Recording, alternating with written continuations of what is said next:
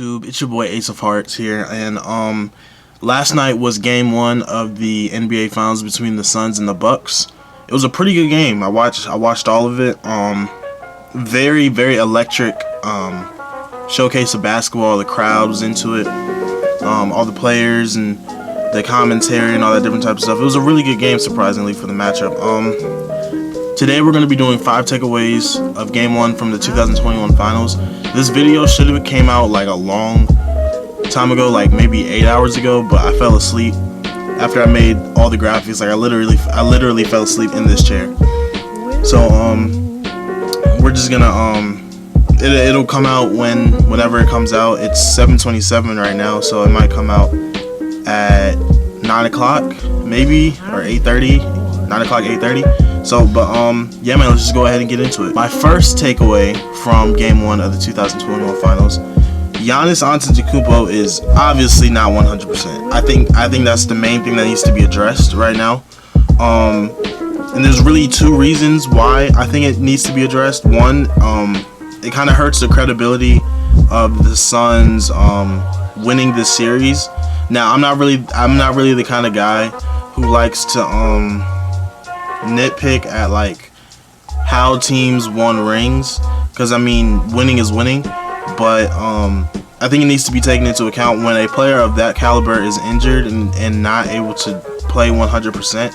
That does affect your circumstances. And on top of that, the Suns this entire playoff run have played injured squads, and that you can't just ignore that. But outside of that, the other reason why we need to bring up that he's not healthy. He only had 20 points, 17 rebounds, 4 assists, 2 steals, and a block. Now that's good for like any other like average player, but Giannis has been averaging like 30 and like 13 boards, and he's been playing a lot. He's been a lot more impactful to his team. He wasn't really that impactful this game. He looked hobbled. There's a ton of clips of him during the game, where there were a ton of instances in the game where you can tell that he was injured. I don't have the clips with me because I couldn't find like a whole video of the entire game where I could just pick clips of him being injured. So here are just some clips of him during the pregame. He looked fine during the pregame, but you know, the pregame is an actual game. We have to talk about him being injured because he only took 11 shots. He only shot the ball 11 times. I don't think he shoots a lot. I don't think he shoots more than 11 times this postseason. He might shoot more. I honestly don't know. If I had to guess, I would say I say he shoots. Actually, no. He probably does shoot more. He probably shoots around 20 shots a game.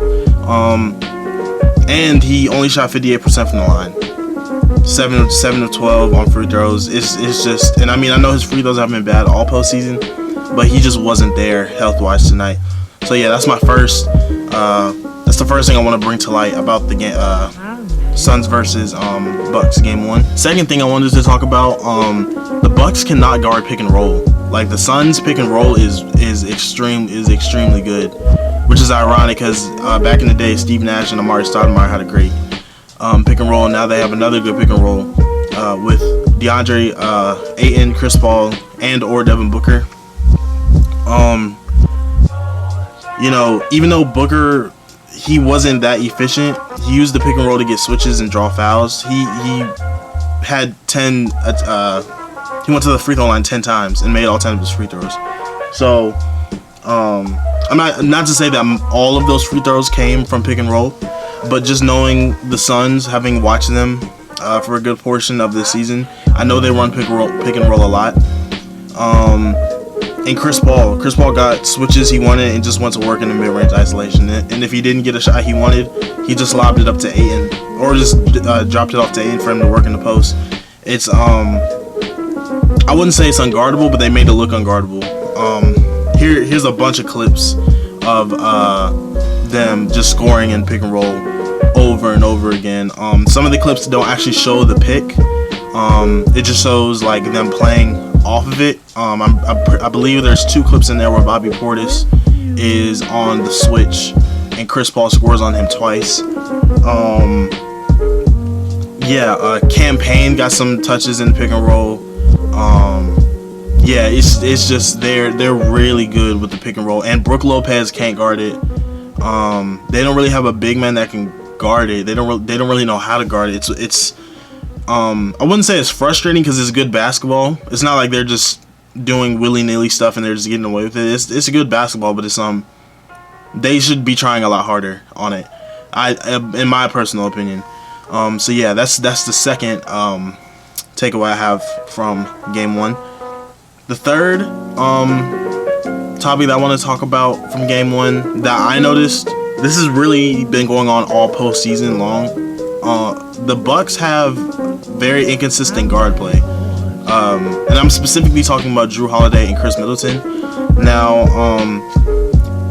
though Middleton didn't play terribly the entire game, he didn't get going until the third quarter when the Bucks were down 20. In the first half, he had 20 points, 5 of 13, from the field in the first half. And I don't think he made a 3 in the first half. On top of that, he finished with 29 on 12 of 26. I think he finished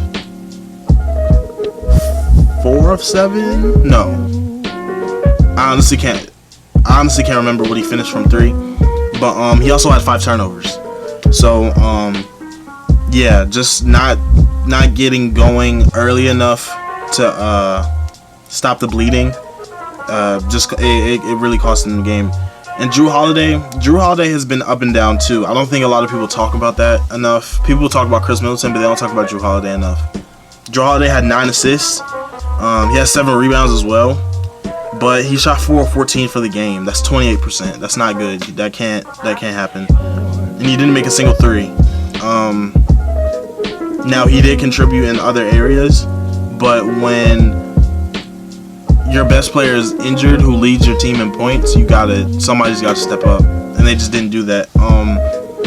Both of those guards are also kind of, I wouldn't say they're bad, but they don't play to their expectations on the road, which is another problem that I have with their guards.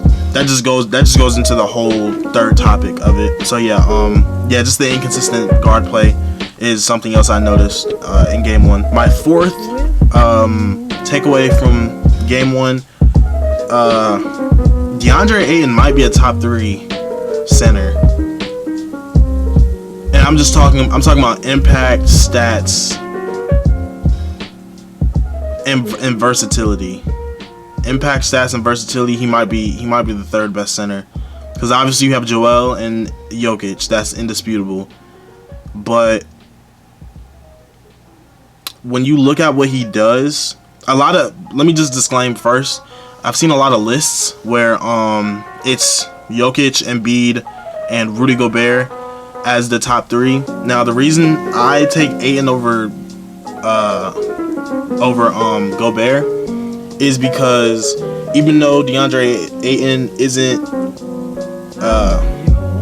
as good defensively, like in terms of blocking shots, I'm not talking about overall. Overall, I feel like he's a better defender, honestly. The reason I say that, he's way more athletic, gets better contests on shots, and I'm pretty sure he's about the same height. He's 6'10", or not 6'10", he's 7 foot, 6'11", 7 foot, so he's just right there with Rudy Gobert, who's 7'2", just 2 inches shorter. He has a jump shot too. He can shoot from mid-range. You could say that he's a better rebounder, even though the stats wouldn't really say that. He averages like 4 less rebounds. But I don't know. For me, I would take Ayton over Gobert because he has a better touch. He really doesn't need a guard to set him up. You can give it to him and he'll put a move on in the post. Rudy Gobert can't really do that. He's a better overall defender, like perimeter, inside, post, help, all that different type of stuff. He's just better at that overall to me. Also, with 22 and 19 in Game 1, that gives him his 12th double-double this postseason, second to only Giannis. And he also has the second highest field goal percentage this postseason among players who have played 11 or more games, second to only Rudy Gobert, like I was just talking about. So it's really, for me, it's between him and Rudy. I take DeAndre Ayton. He's been having a really good postseason, man. I think he's averaging like 16 and 12. Really good postseason. I say he's top 3. My final takeaway from Game 1 of the finals: the Suns' young core, man. Like, their young core is, they're just blowing it out the water. Like, they're playing extremely well. The young core, they scored at 83 points at a 48% clip. So they had, I mean, most of their team is young, but it's still very, very impressive. Just for them to score like that at that high of a clip is otherworldly. And obviously you can see in the graphic the young players that I'm talking about. The average age of that group is 24, so they're not scared of the moment at all. It's just really good to see young players step up to the plate and play really well. They're not scared at all, and I love it. But yeah, man, those are my 5 takeaways from Game 1. I'm gonna do this. I'll try and do it every game, but some of these problems might keep on, so it might be 3 takeaways, 4 takeaways, 2 takeaways. But yeah, man, 5 takeaways from Game 1 of the 2021 Finals. It's been your boy Ace of Farts. Ooh, excuse me.